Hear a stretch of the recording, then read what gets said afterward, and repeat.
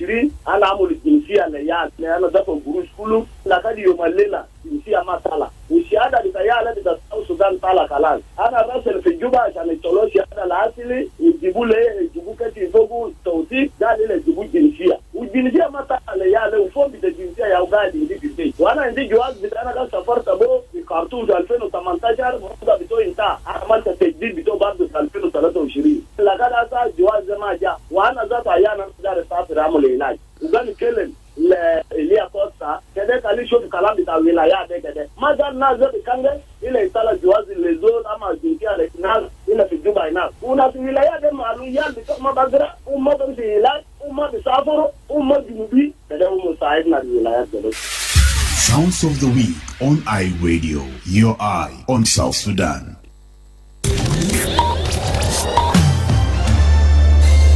Live from Juba, on air and online. This is iRadio News. Hello, good afternoon. This is iRadio News. First, here are the headlines. Church leaders in South Sudan have renewed calls for an immediate and unconditional ceasefire, warning that the continued fighting is pushing the country back towards war. The Minister of Finance and Planning, Dr. Bag Barnaba Chol, has reaffirmed the government's commitment to strengthening the National Bureau of Statistics, saying the ministry is ready to support the Bureau in building a credible national statistical system. And the Commissioner of Izo County in Western Equatorial State says about 200 refugee households have arrived to the area from neighboring Central Africa Republic. These are stories and more coming to in this news bulletin with me, Lasuba Memo. And now the news in detail. Church leaders in South Sudan have renewed calls for an immediate and unconditional ceasefire, warning that the continued fighting is pushing the country back toward war. The call comes amid escalating violence in parts of Jonglei, Eastern and Central Equatorial States, as well as growing insecurity in other areas. Speaking to iRadio in an exclusive interview, the Bishop of the Catholic Diocese of Yei, Alex Lodiong Sakur, says the renewed military confrontation between the government forces and opposition armed groups are worrying and contradict the spirit of the peace agreement. Bishop Lodiong says the violence will not resolve political grievances and only causes suffering to civilians, including women and children. He urged political and military leaders to choose dialogue in a state of guns, saying war destroys lives and property, while dialogue preserves dignity and hope. So we want that ceasefire be upheld, and then from there let people sit down to talk. These few months that are remaining for the election should be months of negotiation and talking, clearing up the dust. So that at the end of the day, when we reach December, everything is calm. Then we go for elections. So ceasefire. That's number one.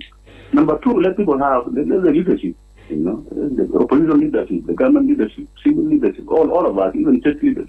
Let us be concerned with our people. If we see our people on the daily basis, even the army who are fighting, those armed people, whether SSPJ, those in the opposition, how many lives are being lost? So concern for the human life is very important. Meanwhile, the Archbishop of the Episcopal Church of South Sudan's Central Internal Province, Bishop Paul Yugusuk, described the recent violence as a serious setback to the peace process. Speaking to iRadio in an exclusive interview, Bishop Yugusuk warned that the reported movement of armed forces and alleged involvement of foreign elements could further escalate the conflict if not urgently addressed. He called on both the government and opposition to declare an immediate ceasefire, protect civilians in line with international humanitarian law, and resume inclusive political dialogue.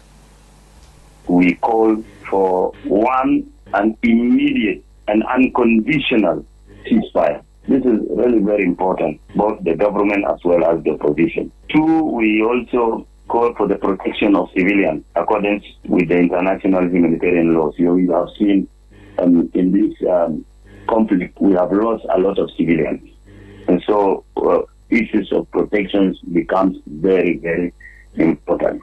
We want to protect lives. We want to protect the civil population.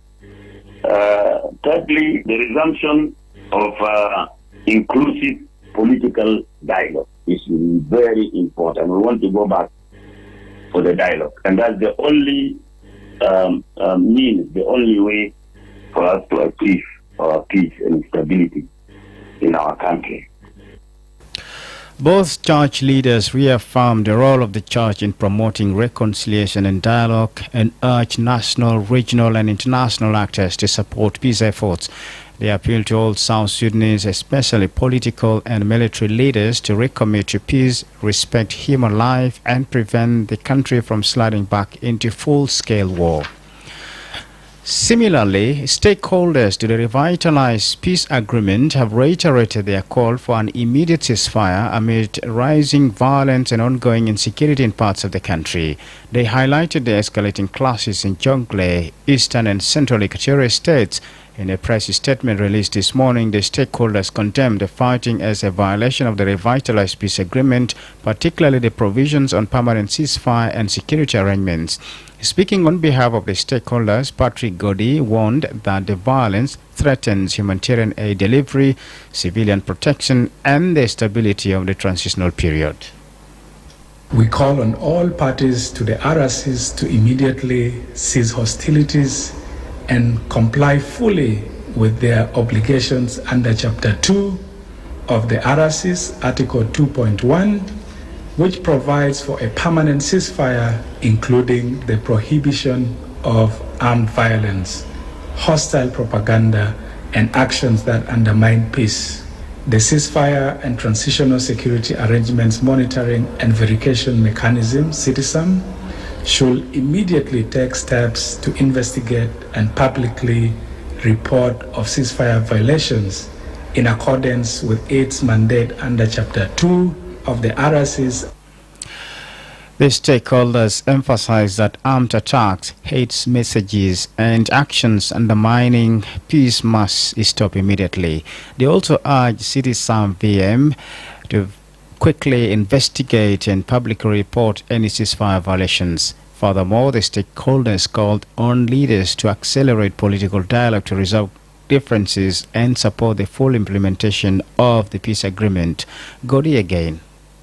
We further urge accelerated convening of a political dialogue to resolve differences among the parties signatory to the RRCs to create a conducive conditions for implementation of the agreement, including the forthcoming elections in December 2026. Stakeholders reaffirm commitment to supporting the peace process and call on RGMEC, the parties to the agreement, and the guarantors to take urgent and coordinated action to prevent further escalation, ensure accountability for violations, protect civilians, and safeguard the integrity and credibility of the peace process.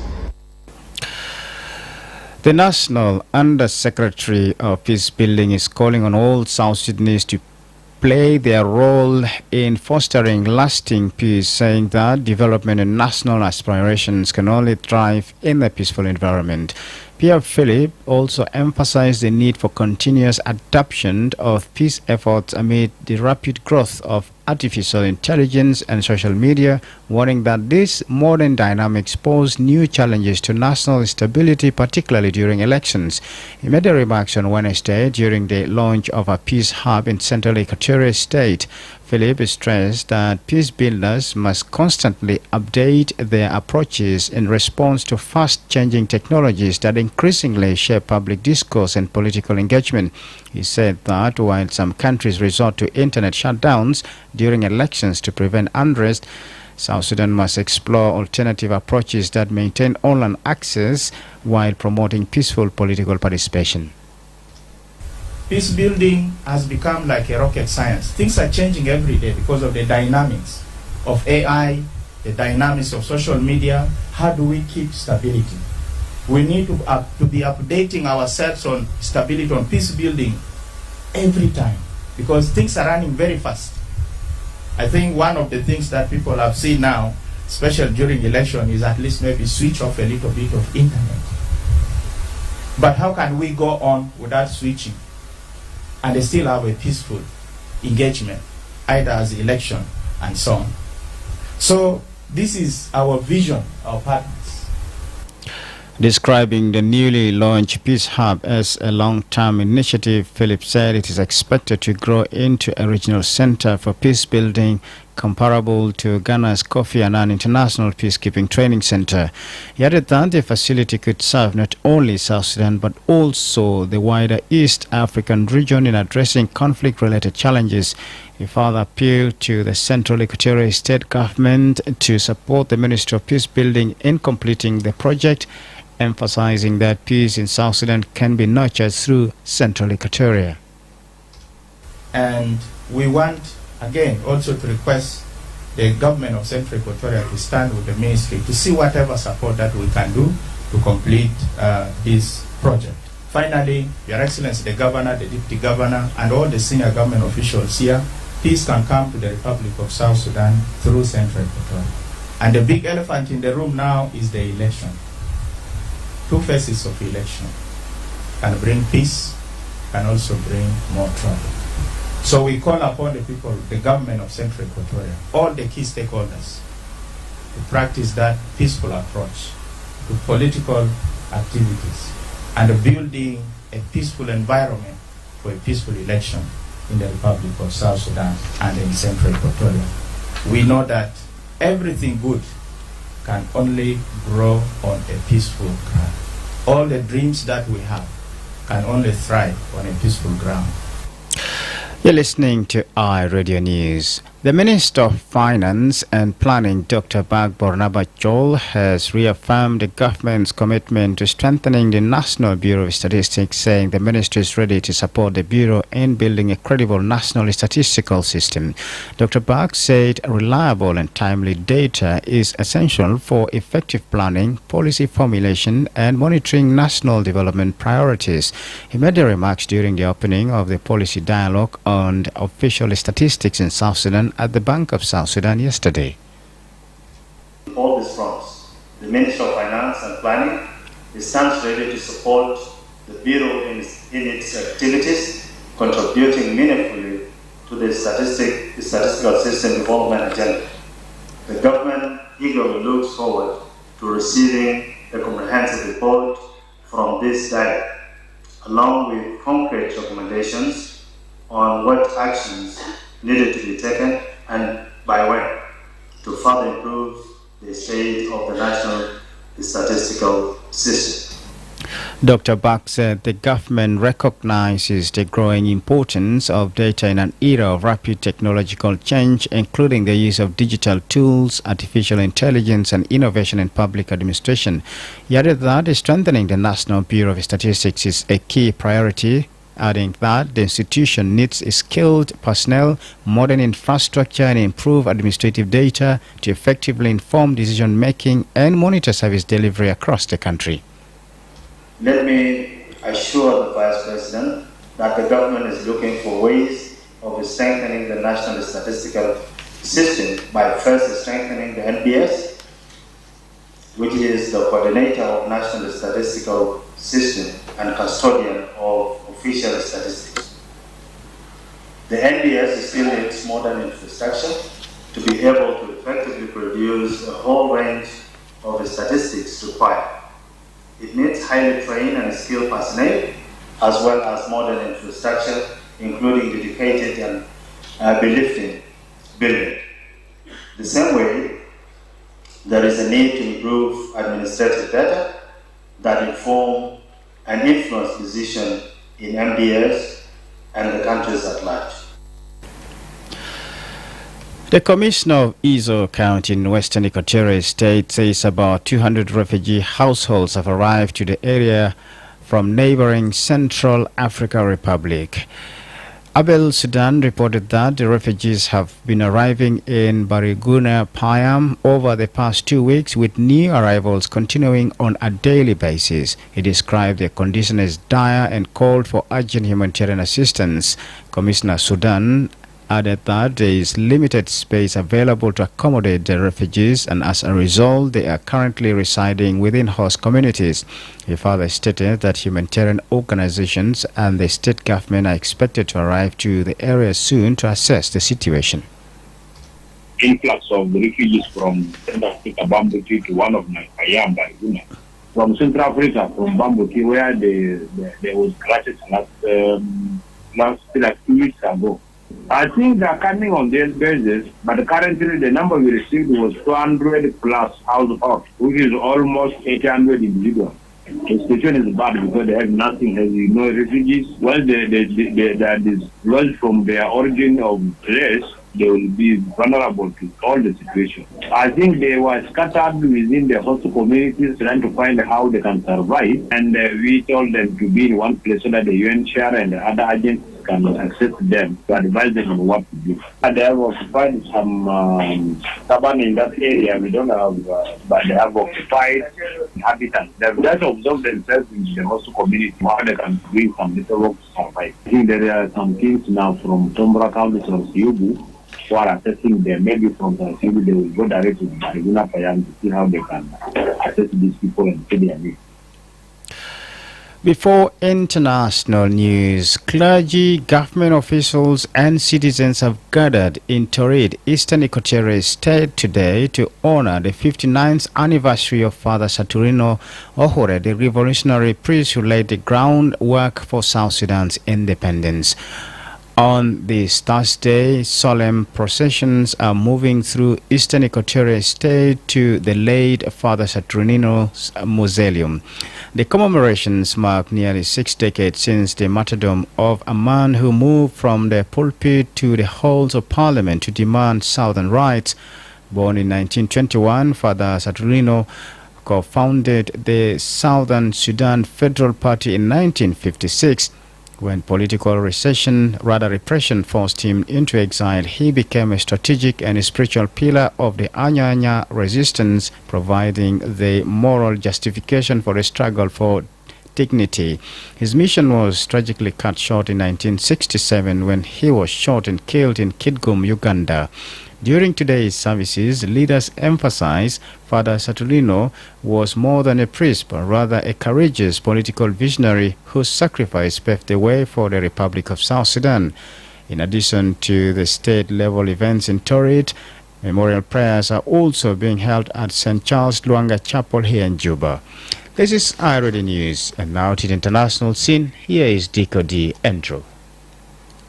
And for the international news, the life of Ugandan veteran opposition figure Kizza Besigye is in danger, his wife has said after visiting him in prison. Winnie said in a statement posted on X that her husband was extremely weak, and as she described how she had found him huddled on a dirty plastic chair in a small room near his cell where he has been returned after getting medical treatment overnight. The 69-year-old politician have been taken overnight to a medical facility, the People Front for Freedom party said, without specifying what he was suffering from. Besigye, a former personal doctor of President Yoweri Kaguta Museveni and one of his longest-standing political rivals, has been in detention since November 2024. Elsewhere, South Africa Police Minister has said that security forces are not yet able to defeat deadly criminal gangs in a strike admissions to underscore the scale of the country's crime crisis. Gang violence along robberies account for many murders in South Africa, which has one of the world's highest homicide rates. And he said gang violence had become increasingly complex, especially in the Eastern Cape and Western Cape provinces, requiring new strategies beyond traditional policing. Finally, Donald Trump is about to hold a signing ceremony for his Border of Peace of international leaders. A leaked charter suggested that the board might be designed to replace functions of the United Nations. Meanwhile, Trump said the U.S. is exploring a deal in Greenland after talks with NATO, as he dropped a planned tariff on 8 European countries that oppose his plan to take over the island. For iRadio, I was Diko D. Andrew. Thank you for listening. Thanks, Diko D. Andrew. You're listening to iRadio News. And now to the world of sports. Here is Darlington Moses.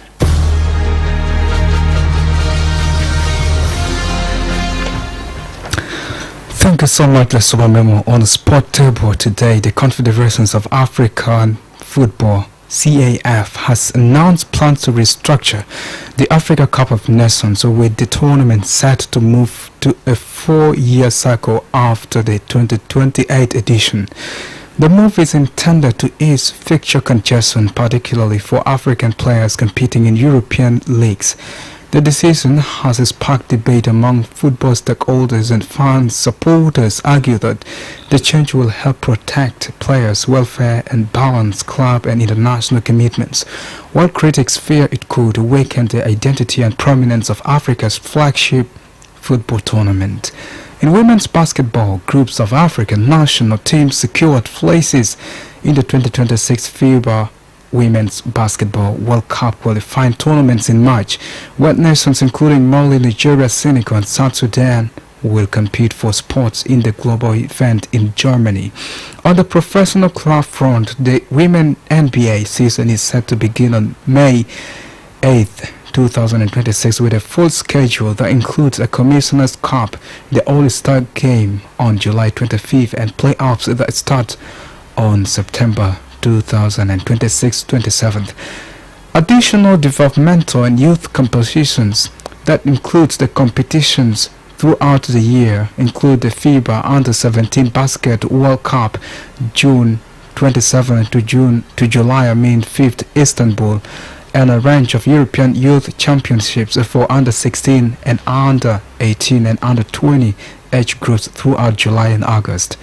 In UEFA Champions League actions last night, several European giants recorded important victories as matchday 7 of the league phases continued across the continent. Liverpool secured a convincing 3-0 away win against Marseille, boosting their chances of finishing in the top positions of the standings. Newcastle United also impressed with a 3-0 victory over PSV Eindhoven, while Barcelona came from behind to defeat Slavia Prague 4-2. In Germany, Bayern Munich beat Union Saint-Gilloise 2-0 with Harry Kane scoring both goals. Chelsea edged Parfors 1-0 and Juventus recorded a 2-0 win over Benfica in Turin. Elsewhere, Karabakh defeated Eintracht Frankfurt 2-3.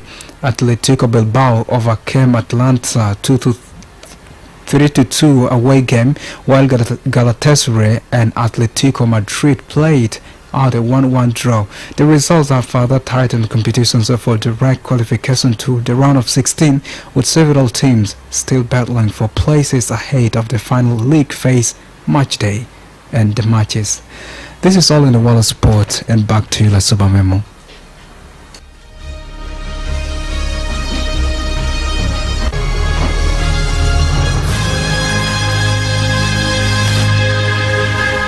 Thank you indeed, Darlington Moses. This is iRadio News, and to end this bulletin, here's a recap of the headlines.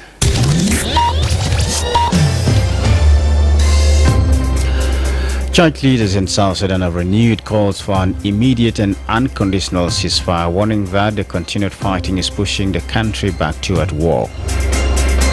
The Minister of Finance and Planning, Dr. Bag Barnaba Chol, has reaffirmed the government's commitment to strengthening the National Bureau of Statistics, saying the ministry is ready to support the Bureau in building a credible national statistical system.